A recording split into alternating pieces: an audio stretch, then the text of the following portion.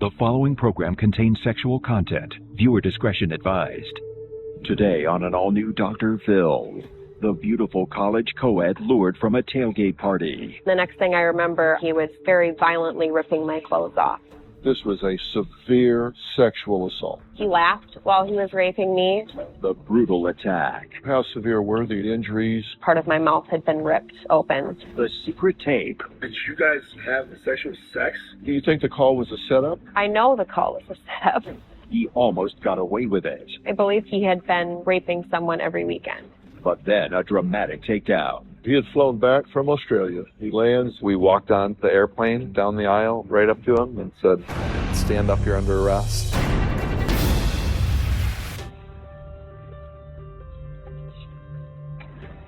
Football, tailgating, college parties, fraternities, and sexual assault.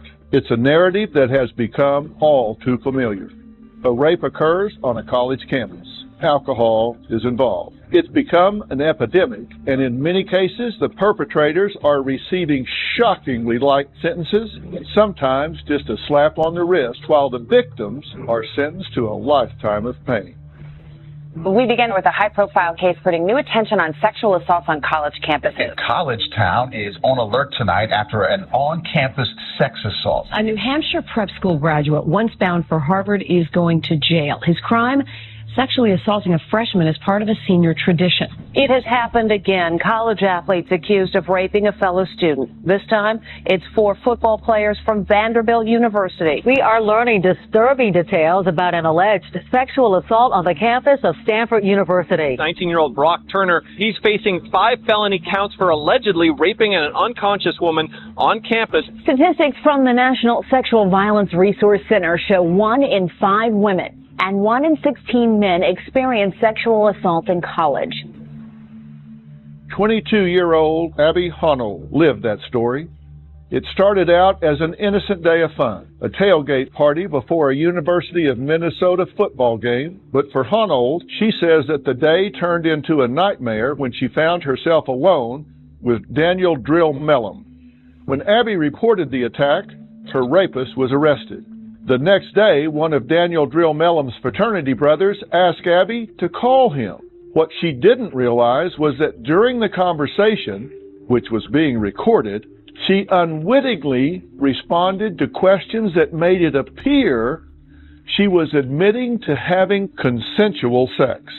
Many have suggested that once again, the age-old bro code came in front of any moral code. But one police officer refused to give up on the case. A former University of Minnesota student faces multiple charges for sexually assaulting 2 women near campus. A 19-year-old student told police that she met Drill Mellum at an apartment party near campus. She said that he took her across the street to his apartment to get more alcohol. She told police that he raped her there. Drill Mellum faces 5 felony charges for the 2 attacks. He's no longer a student at the university. If you have children, girls or boys, this is a show you must watch. If you are heading off to college soon, you want to listen to what Abby has to say. She may have been a victim, but she refuses to be silent or ashamed. This is her story. The day that this happened, you were a student. I was at the University of Minnesota, and I was a junior. I was 19. And this was a tailgate party, right? Yeah, there was a tailgate happening in the courtyard of the Floco apartments. Okay. And did you go with friends? Yes. Right. It was always a really fun place to go. How much had you had to drink before you got there? Just guessing. Well, I'd filled up a water bottle, about halfway with vodka and the other half with juice. Okay. And by the time I'd gotten there, I'd finished most of the bottle. And were you tipsy? I was definitely drunk. I had friends later who told me I'd been kind of slurring and my eyes weren't fully open and things like that. How about the other girls? They were definitely drinking as well. One of them was actually a male friend, and that's who introduced me to Daniel Drill Mellum. How did he know him? They drank together. This male friend had told me he was gay. Okay. So he introduces you to him. And what time of day is it now? It was about 11 in the morning. And how well did you know the guy that introduced you to him? We were best friends. All right. So you trusted him? I did. I did trust him. All right. And he says, meet this guy. So did you take that as an endorsement of okayness? That? Oh, yeah. Of course, yeah. He kept saying, oh, I love Dan. Dan is so fun. You had hung out with him for how long before he asked you to go somewhere with him? We were only probably in the courtyard for about 30 minutes around Daniel before he had noticed that my water bottle was empty. He took it from me and threw it to the ground and said, we better go get more. Okay. I told him, I think I've drank enough. I was starting to feel kind of lightheaded and a little too drunk. And he said, well, I need some. Will you come help me get some? Okay. And at first I said no, but he pointed across the street. He said, that's my apartment building. We'll be right back in like 2 minutes. I thought, okay, that doesn't seem too dangerous. I can go do that. Did something go off in your head at that point that said, should I do that or not? At first, when he'd asked me, I really didn't want to. It didn't feel safe to me to go across the street with somebody I didn't know. So that clicked in your head? It did, but I think I was so intoxicated that it clicked in my head, and then I sort of forgot about that a couple minutes later when he asked me again. You've been told that he's gay, so it's not sexually relevant. You're not worried about that. Throwing caution to the wind, you walk across the street with him. Yeah. All right. What happened then? I do remember him opening the door to his apartment. I got kind of a weird feeling as I started walking in towards the kitchen because I saw that he had these 2 shot glasses that were filled up on the counter. And I remembered then telling him that I didn't think I should drink anymore. And I thought it was weird that he had alcohol out for me. And then he started going into the bedrooms and calling out, and he told me he was making sure nobody was there. And I got really afraid. He came back towards the kitchen and he grabbed a shot glass and held it out towards me. And I remember sort of backing up towards the wall saying, I don't want it. I don't want to drink anymore. I'm way too drunk. And then I don't remember if I drank it or not. There's a brief blackout in my memory. And the next thing I remember, I was in his bedroom and he was very violently ripping my clothes off. By the time my memory came to, my overalls were already off. I'd had striped bib overalls that a lot of us would wear to the games. Those were around my ankles. And he was pulling down my leggings, and I was watching his fingernails make scratch marks. And then he, at one point, did shove me down on the bed and then just kind of ripped my shirt off over my head. I thought I was going to be raped, but I was really hoping I wouldn't be raped. I didn't know what to do. What happened next? My brain sort of kicked in a little bit, and I thought, maybe you can do something to get out of here. I said, if I perform a lesser sexual act, will you let me go back to the party? And he said yes. And I felt this huge amount of relief, and I thought, okay, it's going to be horrible, but I can just do this, and then he'll let me leave. So you make a counter proposal. Mm-hmm. And you're trying to negotiate your way out of this. Yes. And he only allowed that to continue for about 30 seconds before he grabbed me up and started raping me on his bed. I'm so sorry that happened to you. Now, did you fight him? I was trying to get away from him. I ended up with my head smashed up against the headboard because I was trying to scooch away, and he just kept following me. He kept trying to talk to me, and I didn't want to talk back. What was he saying to you? He was like, you're going to love this. And I said no. And this is very personal, but I'm fine sharing this. I had only lost my virginity a few months before, and I was still terrified of normal sex. And I tried telling him that. I said, I haven't had sex very much. I said, I don't want to. I don't like it. And I want to stop. And he said no. Did you cry? He flipped me over onto my stomach eventually in order to rape me. At that point, I started crying. What was his reaction to that when you showed emotion and cried? It was sort of like an angry laugh. He said, are you crying right now? You know, and I almost felt like I was being made fun of. And I said no. I said, I'm not crying. And then I said, please finish. And at that point, he started getting more violent towards me. In what way? He began to rape me. I really strongly protested against this over and over again. He gagged me with his fingers and then simultaneously held his elbow down on my back, and I felt like I couldn't breathe. And I just remember thinking, I either want it to end or I want him to kill me, and I didn't really care how it ended. I just wanted it to end. Was there a point where you thought you were going to die? Coming up. I had 50 to 60 lacerations I was bleeding pretty heavily. The nurse, she gasped. She didn't think she'd ever seen this many injuries in a rape. We now return to Dr. Phil's exclusive interview. Was there a point where you thought you were going to die? I did when my vision started blacking out, and I was very, very, very scared about what was about to happen. You said he was gagging you with his fingers. Was he trying to keep you from breathing? I wouldn't be able to get inside his head, but I know that the fingers that he used to shove down my throat, he had used while he was raping me. And it was so horrible on so many different levels because of that. How did this finally end? Well, my adrenaline, I think, had kicked in a lot more, and I needed to get out of there. And he raped me a second time, but I was fighting him. I was kicking, I was pulling up on the rungs of the bunk bed, trying to pull myself up and trying to get away. And I think he just sort of gave up, luckily, at some point, and he just sort of laid back down on the bed and he said, "This was fun." And I immediately ran, I grabbed my clothes. He kept trying to talk to me about how I should come back, how I should snuggle with him. And I got dressed, I grabbed my things, and I ran out of the apartment. So you get out, you get dressed, and he has the audacity to say, "Come lay with me." Yeah. Was it your sense that he actually thought you might? Yeah, it was confusing to me because what had just happened seemed so violent. It was like everything that my mother had ever warned me about, you know what I mean? So you get down the stairs, and now who's the first person you see? I didn't see anyone outside that I knew. I called the male friend of mine who was friends with Daniel, and I was so hysterical I couldn't get a single word out that he could understand. And what he said back to me on the phone is he said, "Don't even worry, we're coming. We already know what happened. He did this to another girl too." He knew that? He knew that.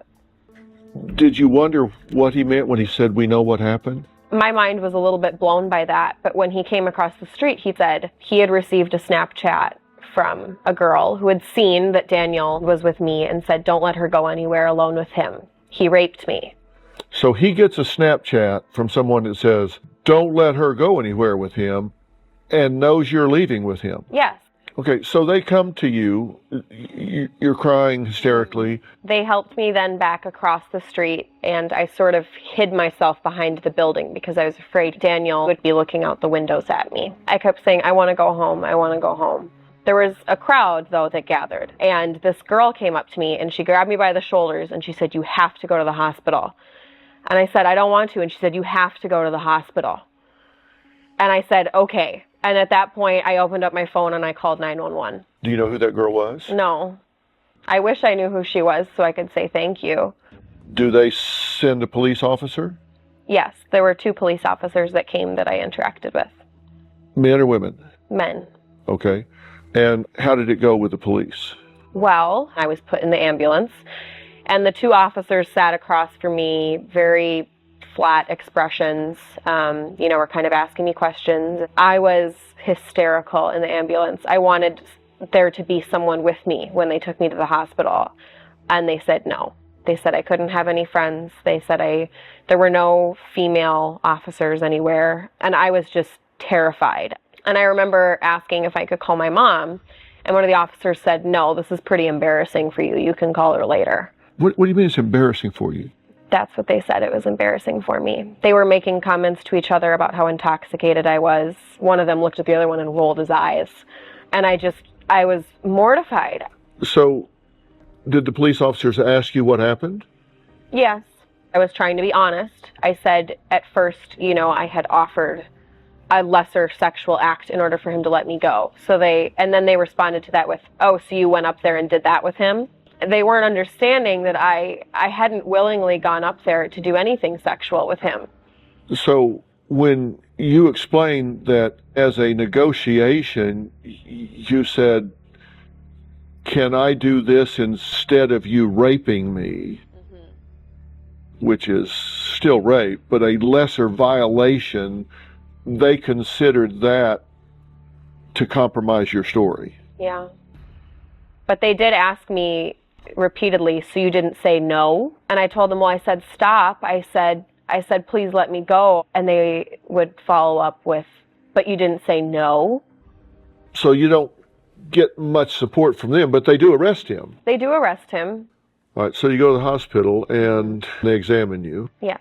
I didn't even realize the extent of the injuries until I was in the hospital. I remember telling the SARS nurse, I said, I don't know if you're going to find anything, because I couldn't feel anything. And she took off my underwear, and I immediately felt this pain, and she gasped looking down there. She didn't think she'd ever seen this many injuries in a rape. So how severe were the injuries? What did she find? I had 50 to 60 lacerations. I was bleeding pretty heavily, and it was painful for almost 2 weeks afterwards. This was a severe sexual assault. Yes. So now, when the detectives come to talk to you, they know this isn't some little girl that changed her mind. Well, the detective came back in afterwards, and the first thing he said was, I just want you to know this probably isn't going to go anywhere. And I don't know if this is just me being an overly polite person, but I said, okay, that's fine, but I'm still going to tell you. And he was like, yeah, that's fine. Had they talked to Daniel? They had at this point. He told the detective that I had asked him down in the courtyard if we could go upstairs and have rough sex. Did they believe that? Coming up, the phone call that nearly derailed the case. Taking my clothes off, and then he raped me a couple times. He what? He raped me a couple times. We now return to a Dr. Phil exclusive. Hadn't the detectives talked to Daniel? They had at this point. He told the detective that I had asked him down in the courtyard if we could go upstairs and have rough sex. Did they believe that? He believed me once he saw the injuries. And this was at the point where they discovered that part of my mouth had been ripped open. And he came back and he said, so there was a point in time where you couldn't speak. And I said, yes. He changes his tune. Yes. So Daniel is arrested. Yes. And at this point, you get a phone call from a friend of his, right? So what happened is I woke up Sunday morning to a Facebook message. He said, I just want to talk to you. I just want to understand what happened. I talked it over with my roommate, I remember. I said, I don't know if I should do this. And she said, they might be trying to trick you. And I said, well, what would I say that's different? I said, I remember everything. Right, well, let's listen to the phone call. And then I kind of blacked out in the last thing. And I remember he was taking my clothes off, and then he raped me a couple times. He what? He raped me a couple times. And they said, I want to go back to my friends. He wouldn't let me go back to my friends. And eventually I got out, and I called 911 because I was just scared. Yeah. He didn't, like, grab you and bring you back to his place? No. No. He just lied about why we were going there. Okay. So he kind of trapped you, and then he just said we were going to go grab more alcohol because he was out and he wanted somebody to come with him. Okay. So then you came back, and then now did you guys have consensual sex, or was it? Yeah. You did. Yeah. Okay. Yeah. I mean, this is obviously, like, I'm sorry about this whole situation, Abby. I know this is scary. Yeah. This is huge because Dan could potentially be in a lot of trouble for this. So do you remember having sex with him? Vaguely. Yeah. He caked me with his finger and stuff. He what? It wasn't like a miscommunication kind of thing, I guess is what I'm trying to say. He forced it. He was violent about it. Yeah, I have a lot of injuries. So. I appreciate you calling me. This is and I'm sorry for what happened. You know, I just want to tell you, Dan is a great kid. You know, he's a very smart kid, has a lot going for him. And you know, what he did, obviously, from what he explained, is terrible. But I do want you to think about what the consequences is with him and his future regarding this whole drug situation, blacked out situation. You know, I'm not mad by any means, but I'm not telling you to do anything. I just want you to think about what his situation is going to be if this happens. When I heard that he'd done it to somebody else, I know I had to say something. And can I get a name of who this person is? Of who he... I am not sure because I don't know her, but she talks to police also. She did? My friend gave them her information. Okay. Well, thank you. Yeah. Thank you. So in retrospect, do you think the call was a setup? I know the call was a setup. And did you know you were being recorded? No. And what do you think was the purpose of the call now, looking back? I think that the number one purpose was to convince me to not press charges. Okay. On that tape, this is just me, I heard him say consensual. Yeah. You heard what? I heard either like sexual or like actual. I remember thinking that the question was about, did he rape me in the, classic term. I thought that that's what they were trying to ask. To the question, did you have consensual sex? What is the answer? I would have never said yes to that. I would have said no. I would have been upset if he had even asked me that. Alarm bells started going off in my head during that phone call when they started talking about what a great guy he was. Yeah. But alarm bells would have gone off earlier if I'd heard, did you have consensual sex, given what I'd already told them. Well, they weren't very good at manipulating, because in the beginning of the call, you said, he raped me twice, and he tried to set you up by saying, did he force you to go? And you said, no, I just went.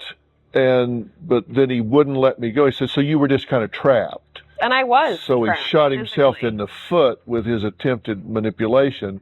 And it's interesting to me, why would he bring up drugs and blackout? Yeah, I hadn't taken any drugs. You didn't say, I drank a shot that I think had a date rape drug in it, and I blacked out and woke up with him tearing my clothes off. He brought that up on the tape, not you. Yeah. Was this person charged with obstruction of justice? No. Was he charged with witness tampering? No. Were there any consequences?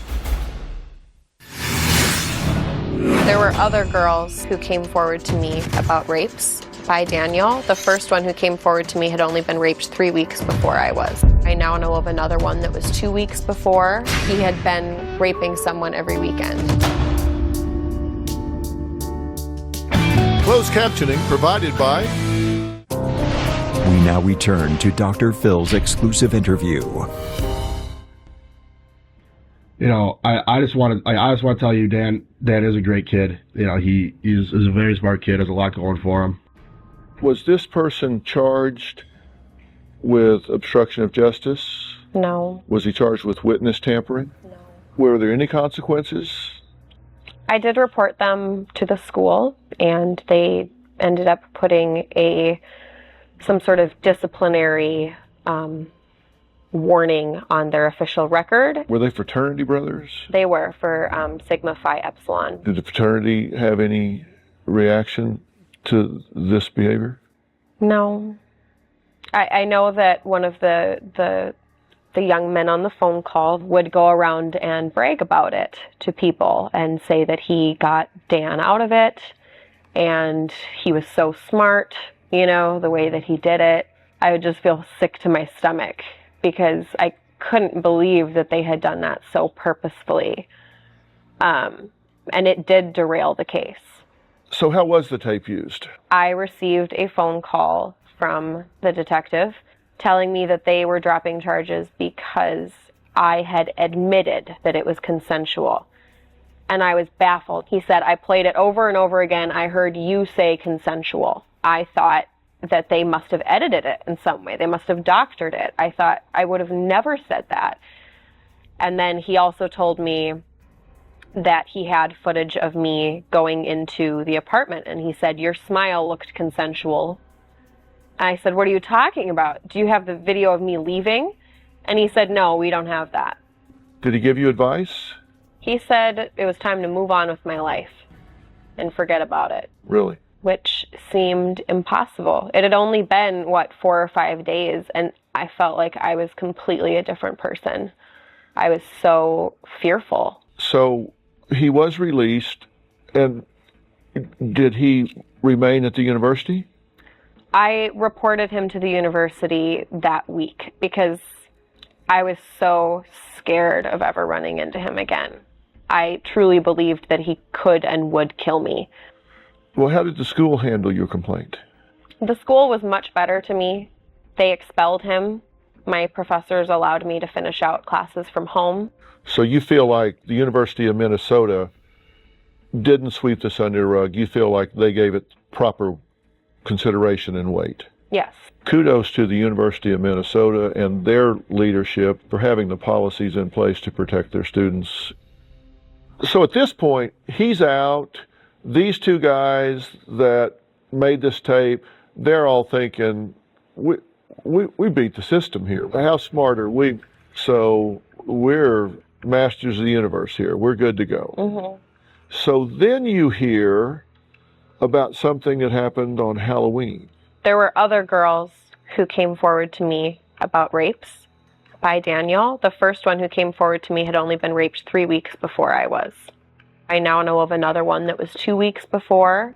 He had been raping someone every weekend. Wow.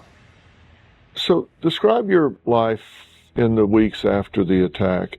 It was the most lost point, I think, in my entire life. I couldn't sleep.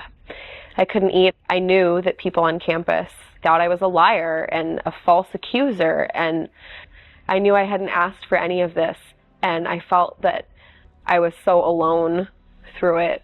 I didn't know that I'd developed PTSD, and I had reached a point that was so low that every day I thought about ending my life, that I ended up going to a hospital and checking myself in. My lawyer, she just knew that we had to do something. She ended up reaching out to Kevin Randolph, who worked at the University of Minnesota's police department. And he turned out to be a pivotal person in your life, right? He really was. Well, I tell you what, I want to add him to this conversation, okay? Okay. So how did you get involved? I was the sex crimes investigator for the University of Minnesota. I was contacted by Amy Eisenor. Her lawyer calls you and brings you up to speed on all of this, right? She told me that the charges had been dropped and that they were not able to find out why, and she wanted to know if there's anything I could do to help.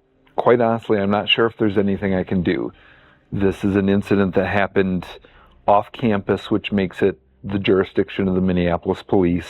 I knew that there had been an internal investigation at the university, so I contacted them, and they told me that they initially expelled Daniel Drill Mellum from the university. He asked to appeal the process, and before the hearing could take place, his attorney had negotiated a 10-year voluntary suspension from the university, which created some questions in my mind. Is that a big red flag? That's a huge red flag. I mean, if you haven't done anything wrong, why would you voluntarily say, I'll throw away what I have, I won't come back for 10 years, rather than go on record at a hearing? So then I had also pulled up the Minneapolis police report. It looked like everything was there to get this guy charged, and then it just stops. What about this tape? I played the video. I heard Abby say, he raped me and wouldn't let me leave. I go on to hear her begin to talk about her injuries. This is not a piece of evidence for the defense. This is a piece of evidence for the prosecution. This lays out her whole case in a phone call that she obviously doesn't know is being recorded. I called Amy. I said, all right, you have my attention. I am livid about this. What happens now? I go to my sergeant and lieutenant in investigations and I say, this case needs to be looked at. After that, my lieutenant and I reached out to Minneapolis Police Department and said, we'd like to take a look at this case. There's some new information. And they said, okay. They did say, okay. I had to go to a judge, get a search warrant, present it to the university, and then they... We now return to a Dr. Phil exclusive. I put together a new case on Abby. They read through it and they called me and said there was multiple indicators of other victims. They were going to defer charging Abby's case until they could get another victim to come forward. I again reached out to the moms. I said, if your daughter wants to come and talk off the record, I can come to her. But ultimately, she was not at that point. And so everything got put on hold for a month or two. Her daughter eventually did call you, right? October 31st of 2015, my work cell phone rang. I answered it, and it was the daughter, clearly upset. It was the anniversary of her sexual assault, and she said, a friend of mine just came home, said she saw Daniel Dromellum at a frat party. I want you to come and arrest him. I said, well, it's very clear to me that he has upset you. A year later, you're still terrified of him. How would you like to help me put him away? And about 2 weeks later, she came in to our police department. She brought a third victim with her, and they both wanted to report their stories to me. So you now have a second and third victim. The second victim told me about being raped by Daniel Dromellum at a frat party. He had taken her down into a laundry room, forced her to the ground, and raped her on the laundry room floor. The third victim was a little different in that she had previously known Daniel. She voluntarily went to sleep on the couch with him and woke up to him raping her. They ultimately did not end up charging that case. They said it wasn't clear-cut enough. Do you think there are other victims out there? Oh, absolutely. So let's talk about the arrest. I submitted the 2 additional cases. They combined them with Abby's, got a call from the prosecutor's office that they were willing to move forward, but at this point, we knew that Daniel was out of the country in Australia. So now we had to tackle the logistics of what do we do in arresting him. Working with the prosecutor's office, we opted to not sign the charges at that point. We knew he'd eventually come back. You don't sign the charges because you don't want to make a record of him yet, right? Once we sign the charges, an arrest warrant gets issued, and then it becomes public information. He knows it. Where did you arrest him? I arrested him on an airplane, Christmas Eve, 2015. Okay, so he had flown back from Australia. Yes. And the airplane was where? It was sitting at the gate at Minneapolis-St. Paul International Airport. How did you know he would be back that night on that flight? Social media. I had been digging to see if he would post any information, and what I found was a posting for his sister's wedding. December 22nd, I get a call from my contact at airport police who says he just booked tickets for Christmas Eve once he was airborne. I got in a car, drove to the police department, picked up a uniformed officer, went down, met with airport police, and we were standing on the jetway, and as soon as they opened the door, we walked onto the airplane, walked down the aisle, and walked right up to him and said, Daniel Dromellum, you're under arrest for sexual assault. You have to tell me the look on his face. He was clearly shocked that we would walk onto an airplane and arrest him. He did not ask what it was for. He did not protest in any way. We walked him through the concourse in handcuffs, and I locked him in the holding cell. How did you tell Abby? Picked up the phone and called Abby and said, I have a Christmas present for you. I was completely shocked. I had no idea that. I thought he was gone forever. I knew he'd moved to Australia. I thought they're never going to arrest him now. He's never going to go to prison. Wow. I think I was crying pretty heavily, but in a happy way, almost just so relieved that it felt like it was over. Well, God bless you, Kevin Randolph. Thank you. Almost a year and a half until he was taken off the streets. I'm sure there are women who could have been saved if they would have handled the investigation appropriately. We now return to Dr. Phil's exclusive interview. Amy Eisnor is a civil rights attorney who fought for Abby even after it seemed like hope for justice was lost. What did you think when you heard that tape? I thought that they said actual sex. Now, did you guys have consensual sex, or was it? Yeah. You did. We listened to it several times, and it was very clear that it was a setup and that she had never said it was consensual. Yeah. And I was very confused why the county attorney's office would listen to that and believe that it was effective discovery for the defense and that they would not prosecute that case. I don't know if there were victims after Abby, but almost a year and a half until he was sentenced and taken off the streets. I'm sure there are women who could have been saved if they would have handled the investigation appropriately. Exactly. And let me ask you, what did you say to the victims that are out there about the importance of coming forward and giving their circumstance a voice? As their attorney, I believe that my role is to educate them, to provide them with the options that are available to them. There's several different forms of legal action they can take against a perpetrator, but I never try to push my agenda onto a victim. I believe that's re-victimizing them. They should be in a position to be able to determine the best way for them of how to move forward and what will help them heal. So, Abby, why did you want to tell this story? I needed other victims out there to know that justice can be served eventually. I heard people say things about me over the last 2 years, that I was a liar and that I was crazy just because there wasn't a conviction.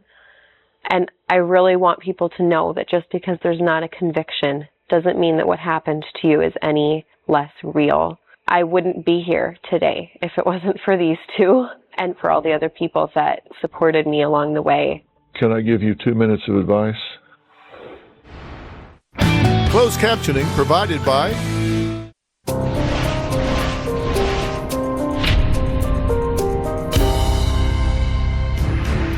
Can I give you 2 minutes of advice? Sure. Our biggest challenge is to find meaning to our suffering. If we go through things in our life and we suffer and there's no meaning, there's no value, there's no purpose to it, then that can make you crazy. But if you can take what you've been through and you can create some value from it, you don't spend the rest of your life asking why. It will never be worth it, but you can say, that happened to me and I took my power back. You are touching millions and millions of lives right now. 1 in 4 women are abused in some way by the time they're 25. So you are inspiring women, so you are creating value, meaning to your suffering. And, recognize you're a survivor. But I'm proud to know you, and I'm proud to have given your story a voice here. Thank you very much. And thank you for helping her. God knows how many women the 3 of you have saved. I hope we have. Daniel Drill Mellum was sentenced to 6 years in prison. I want to thank Abby for bravely telling her story. Hopefully her strength will inspire other victims of sexual assault or sexual violence to not be ashamed. Rape is one of the most underreported crimes, and we need to change that. If someone has hurt you, chances are reporting it could save it from happening to someone else. For more information, go to drphil.com. I want to give a special thanks to Miles Adcox and the On-Site Center for the wonderful job they're going to do for us here, and also to Dr. Frank Lawless and the PNP Center for their important work. Thanks for watching.